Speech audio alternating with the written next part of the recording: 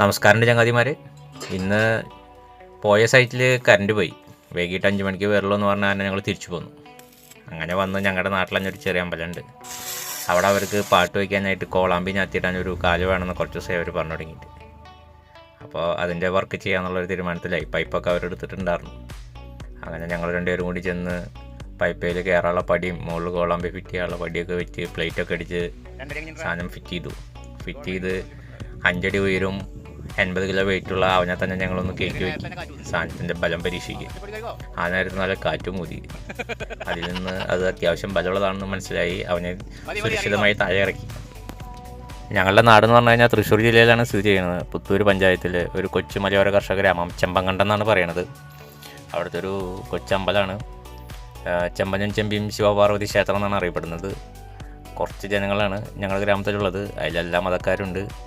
അപ്പോൾ അവർക്ക് അവരുടേതായ ആരാധനാ കേന്ദ്രങ്ങളെല്ലാം അവിടെ പരിസരത്തുണ്ട്. അതിൽപ്പെടുന്ന ഒന്നാണിത്. അമ്പലത്തിനോട് ചേർന്ന് തന്നെ ചെറിയൊരു ഊട്ടുപുര, അതിനിടയ്ക്ക് ഒരു ചെറിയൊരു മിറ്റം. അവിടെയാണ് ചെമ്മങ്കണ്ടം ഗ്രാമത്തിലേക്കുള്ള വണ്ടികൾ ബസ്സുകളൊക്കെ പാർക്ക് ചെയ്യണത്. പിന്നെ അമ്പലം എന്ന് പറഞ്ഞാൽ വളരെ ലളിതമായൊരമ്പലമാണ്, ശാന്തമായൊരമ്പലം.